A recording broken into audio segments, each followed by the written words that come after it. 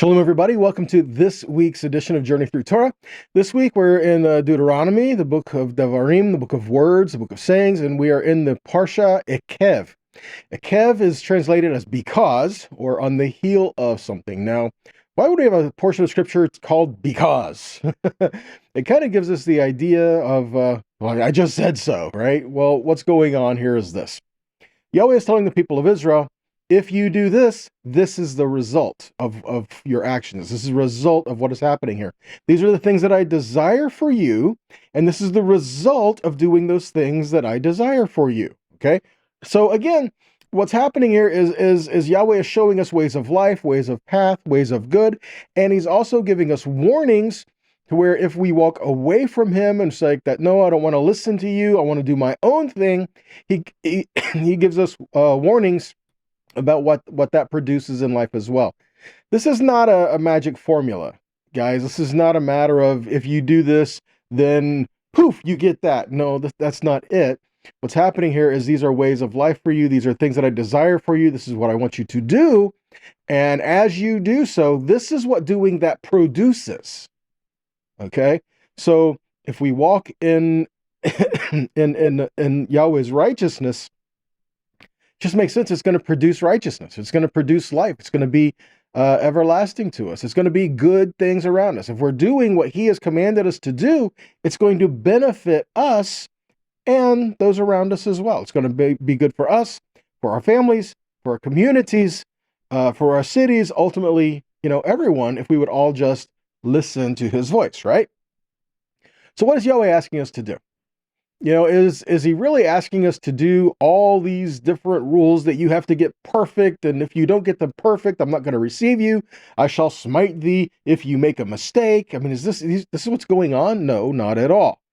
The thing is, like we've addressed before, is just Yahweh ultimately wants us to love him. And if we love him, we will listen to him. Now, praise Yah, when we do mess up, we have an advocate. Yeshua goes before the Father for us, right? We do have an advocate when we make a mistake. But if we love Yahweh, our desire and our pursuit is going to be to follow him and to walk in his ways. So where do we pick up with this parsha? Okay, where do we pick this up? Well, let's start in Deuteronomy 10. We're going to read verses 12 through 17 here. So now, Israel, all that Adonai your God asks from you is, ask what? What is it? I mean, have you ever had in some way, shape, or form, ever looked up to the heavens and said, God, what do you want from me? Be honest. In some way, shape, or form, we've looked to Yahweh and we said, I don't get it. I don't understand. I don't know what you want me to do. I don't know what I'm supposed to do. In some way, shape, or form, we've done that. Some in exasperation or some just honest inquisition. However, there's a point when we say, okay, how am I supposed to do this? And we tend to overcomplicate it. Okay? Yahweh himself did not overcomplicate it when he said, this is what I want for you. What did he say? Well, this is what he says. Fear Adonai your God, follow his ways, love him, serve Adonai your God with all your heart and all your being, to obey for your own good the mitzvot and regulations of Adonai, which I am giving you today. See that? So ultimately, it just comes down to what he wants us to do is just love him. Listen to him. He will teach us his ways. Just love him, listen to him. As we receive instruction from him, follow. Learn to make the changes that we need to make. Let's keep going. Verse 14. See the sky and the heaven beyond the sky, the earth and everything on it, all belong to Adonai your God. Only Adonai took enough pleasure in your ancestors to love them and choose their descendants after them, yourselves, above all people as he still does today. Therefore, circumcise the foreskin of your heart and don't be stiff-necked any longer. For Adonai your God is God of gods and Lord of lords, the great, mighty, and awesome God, who has no favorites and accepts no bribes. Interesting here, isn't it? Where he says to circumcise your hearts. we thought, I mean, you may have heard this today. It's kind of in modern vernacular. You may have heard this in other churches and assemblies and things like that. Who knew this was a term, an Old Testament concept of circumcision of your heart, right? Because that's the idea, to set our hearts toward covenant, to set ourselves towards Yahweh. Let Him inscribe and make the marks in our hearts that need to be made to have that place of covenant that is seen and evidenced by how we live our lives. Deuteronomy 10:20 says this, you must fear Yahweh your God and worship Him and cling to Him. Your oaths must be made in His name. Another translation says you are to fear Adonai your God, serve Him, cling to Him, and swear by His name. So is it worship or is it serve? Which one is it? And the answer is yes, both. Because to worship Him is to serve Him, and to serve Him is to worship Him. Let's look at it. The word there for serve Him is ta'avod, from the word avad, which means work, it means service, also worship. Eved was the word for a servant. The Yom Kippur service is called the avodah. It's the work or the service that is an act of worship Yahweh. When we serve Yahweh, it is an act of worship. It is an expression of worship to Him, and in serving Him, we know that it's also helps us too. Shaul puts it this way in Romans 6:16-18. Do you not know that if you present yourselves to anyone as obedient slaves, you are slaves of the one whom you obey, either of sin, which leads to death, or of obedience, which leads to righteousness? But thanks be to God that you who were once slaves of sin have become obedient from the heart to the standard of teaching to which you were committed, and having been, look at this, having been set free from sin, you have become slaves of righteousness. So what he's saying is that what you submit yourself to is that which you serve. Well, makes sense, doesn't it? That which you submit yourself to is what you serve. Do we serve ourselves, our own ways, our own things of life, or do we serve Yahweh? See, if we're serving Yahweh, we're worshiping Him. If we're serving ourselves, we're worshiping ourselves, making ourselves idols. Okay? So this is what the scripture tells us. Serve Him, worship Him, cling to Him, right? So the word cling is davak. It means just that, to follow close, to be joined together with, to adhere to hold on to tight to, all right? Psalm 119, verses 29-32 says this, keep deceitful ways far from me and favor me with your Torah. I choose the way of trust. I set your rulings before me. I cling to your instruction. Again, that word there for cling is, I cling to your instruction, is your testimony. Okay, edut is the word that's used there, the word for testimony. I cling to your testimony. Adonai, don't let me be put to shame. I will run the way of your mitzvot, for you have broadened my understanding. So again, we cling to Him. How do we cling to Him? We cling to His word, and now have His word within us, and that produces that life within us that we can live, that shows that example to Yahweh in our midst, right? Okay.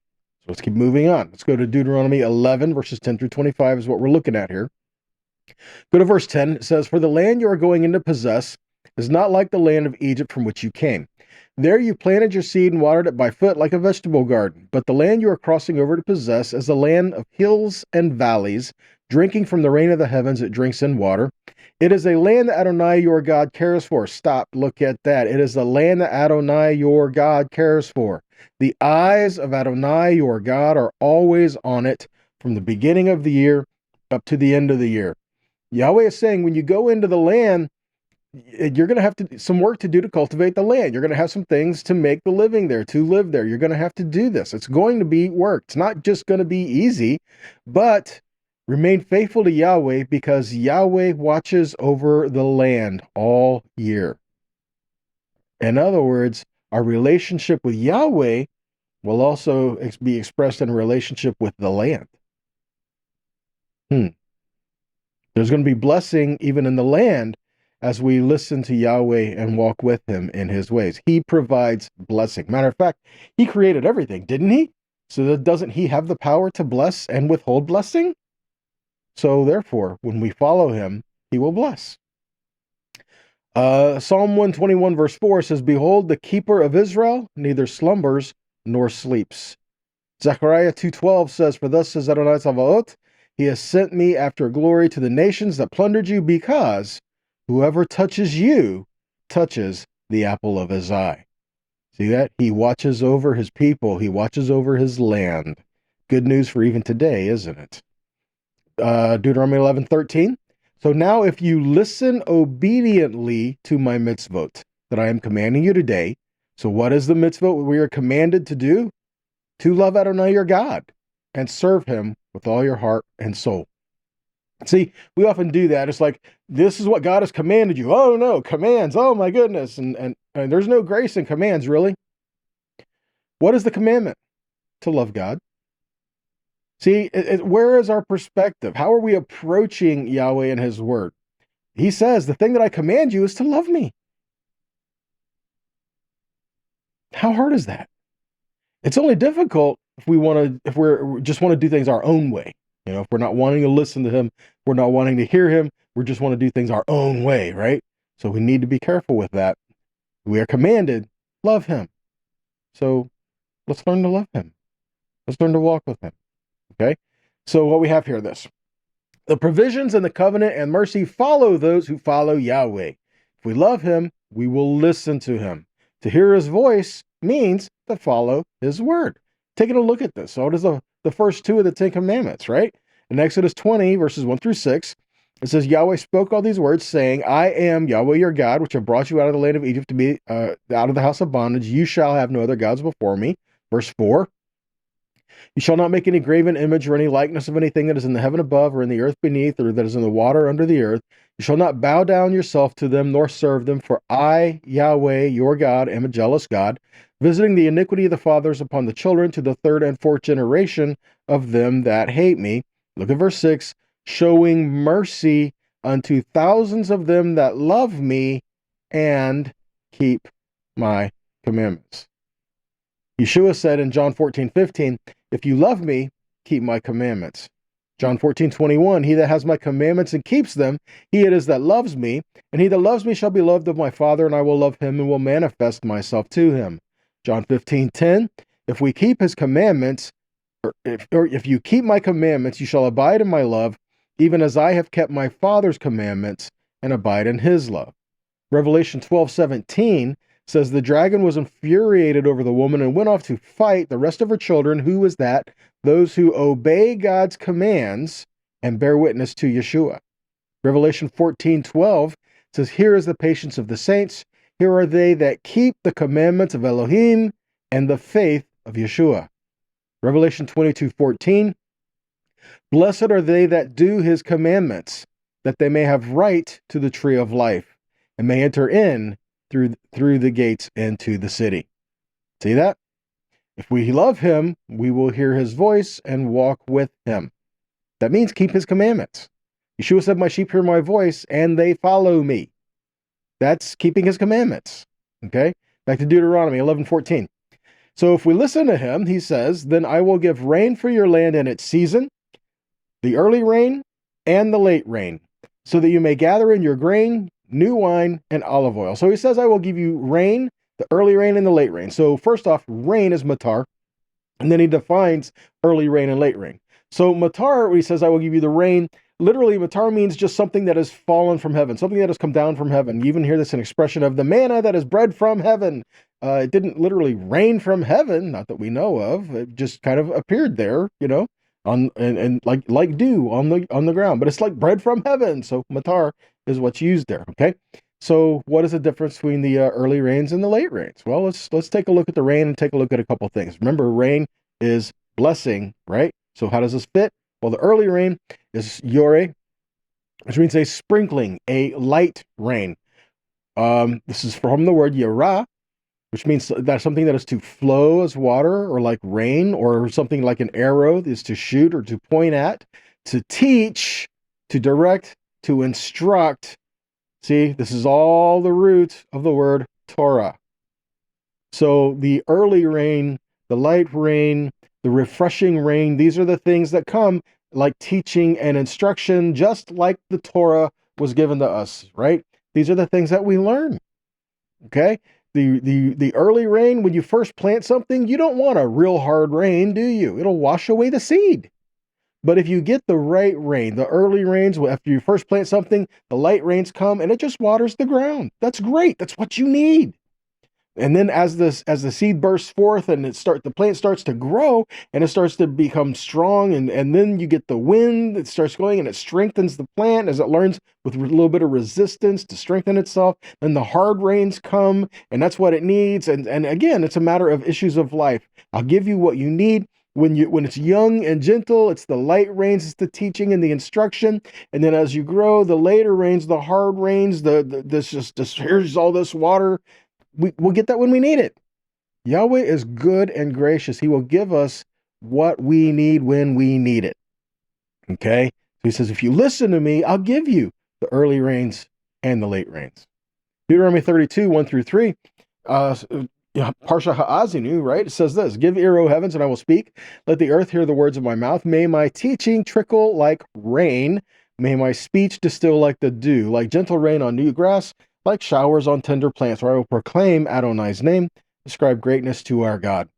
1 Kings 8:36, which we also see at 2 Chronicles 6:27, it says, hear in heaven, forgive the sin of your servants and of your people Israel, since you keep teaching them the good way they should live, and send down rain on your land, which you give your people as an inheritance. So again, teaching the people his good way and sending the rain.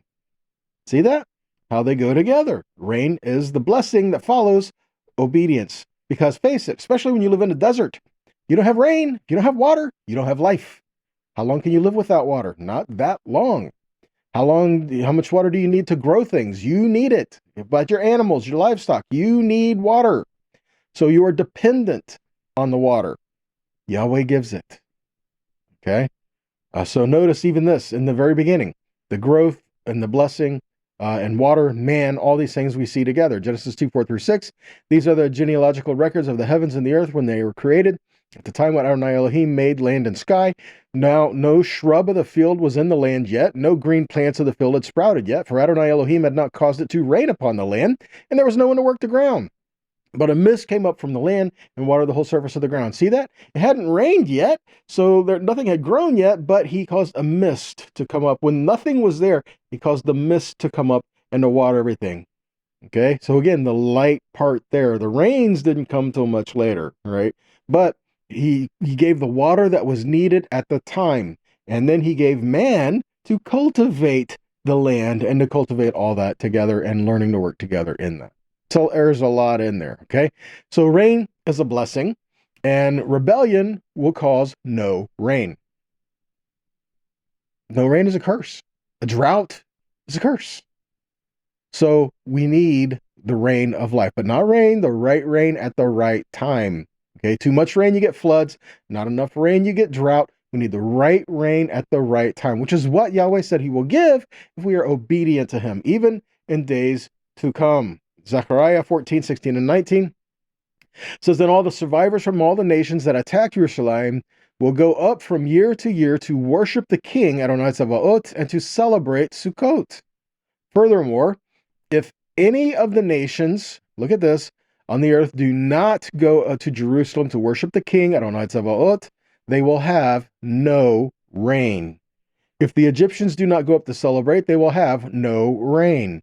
Instead, there will be a plague that Adonai will inflict on the nations that do not go up to celebrate Sukkot. This will be the punishment of Egypt and the punishment of all the nations that do not go up to celebrate Sukkot.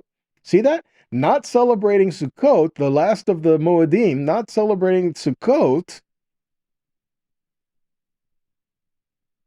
there's no blessing there if you don't. This is one of the reasons why during Sukkot they have the water pouring ceremony and they pray for water. They pray for rain. This is also given in the scripture where Yeshua, on the last day of the feast, the last great day, Shmini Atzaret, the way he stood, he said, if anyone is thirsty, let him come to me. But consider that. Here they are during Sukkot, and they're pouring out water, doing the water pouring out ceremony, and they're praying for Yahweh to send them the right water at the right time, send them the water they need for life and for living. And Yeshua stands up and says, if anyone is thirsty, let him come to me. Why would he choose this time? Because, again, the water of life, it is the blessing that only comes from Yahweh. And so we hear him, we follow him, we are obedient. Okay, let's keep going. Deuteronomy 11:15. So I will give grass in your field for your livestock, and you will eat and be satisfied. Watch yourself so your heart is not deceived, and you turn aside and serve other gods and worship them. Then the anger of Adonai will be kindled against you, so he will shut up the sky, so there will be no rain, and the soil will not yield its produce, and you will perish quickly from the good land Adonai is giving you. See that? Idolatry and not serving Yahweh will also cause drought. All right? He says, if you're not going to worship me, you're not going to get that water of life. If you're not going to walk with me, you're not going to get that which sustains you, because we only have life because of Yahweh. All right? Deuteronomy 11:18. Therefore, you are to set these words of mine in your heart and in your soul. You are to bind them as a sign on your hand and as frontlets between your eyes. You're to take these words and you are to put it in your heart. Psalm 119:11 says, your word have I hid in my heart that I might not sin against you. Jeremiah 31:33. This is the covenant that I will make with the house of Israel after those days, says Yahweh. I will put my law in their inward parts, write it in their hearts, and I will be their God, and they shall be my people. See that? Yahweh is saying, this is what I want. I want you to love me. I want you to serve me. I want you to take my word and inscribe it within you. Put it on your heart. Why? So that we live it. So it's not just something that we just go learn about once a week, once a month, once a year, but it's something that we live day by day, right? Deuteronomy 11:19. And you are to teach them to your children, speaking of them, how and how often? When you sit in your house, when you walk by the way, when you lie down, when you rise up. And you are to write them on the doorposts of your house and on your gates, so that your days and the days of your children may be multiplied on the land Adonai swore to give to your fathers, as long as there are heaven above the earth. Verse 22. For if you will diligently keep all this mitzvah that I'm commanding you to do, what is it? What is all the mitzvah? Love Adonai your God. Walk in his ways, cling to him. Then Adonai will drive out all these nations before you, and you shall dispossess the nations greater and mightier than yourselves. Every place where the sole of your foot treads will be yours, even from the wilderness to the Lebanon, from the river Euphrates, as far as the western sea will be your border. No one will be able to stand against you. Adonai your God will put the fear and the dread of you upon all the land where you tread, just as he promised you. Again, what he's saying here is to love the Lord your God, put it in your heart, and make sure you are teaching it to your children, so that they will get it within them, so that they will teach it to their children, so it will continue in life and continue in blessing and continue in just being sustained within the land, being a people of Yahweh, his kingdom here on earth, and where we can all learn to dwell together and live together. And it's what the Father desires. And in order to do that, we kind of have to put aside our own selfish desires, put aside the idolatry, the things that we tend to want to hold on to that Yahweh says doesn't profit us. We need to seek the water of life. Yeshua said he is the living water. We need to pursue him. We need to learn to walk in his ways. But loving Yeshua and loving Yahweh and keeping his commandments, none of these things contradict the other. We need to learn to love him as he says. You love me by keeping my commandments. You love me by putting my word in your heart. That's how we love him. And we learn to walk in his ways. And as we do so, our children will be doing that as well. And we want what's best for our children, right? So it is our place to teach it to our children, to teach it to them. Because if we're not teaching our children what Yahweh says, there are plenty of other people in the world who are willing to teach them what the world says. So we need to be teaching what Yahweh says in our homes. And it says when you get up, when you lie down, and put it on your gates. In other words, it's every aspect of your life. It's not just something you do from every now and then from time to time. It's the very essence of who you are. The Word living within you is Yahweh living within you, changing you more like Him, more like His kingdom day by day, and living in His presence. Right? Okay, that's all we got for you today, guys. And I pray this has been a blessing to you. I pray this has been challenging to you, and I pray that it encourages you as well. And if this is a blessing to you, then please share in whatever avenue that you watch or listen, and help us get the word out there. And if it is a blessing to you, please consider making a donation to help us continue these teachings so that they can reach others and help reach out and let the word continue to be out there, right? So until next time, I pray that you're blessed and that you be a blessing. So, shalom.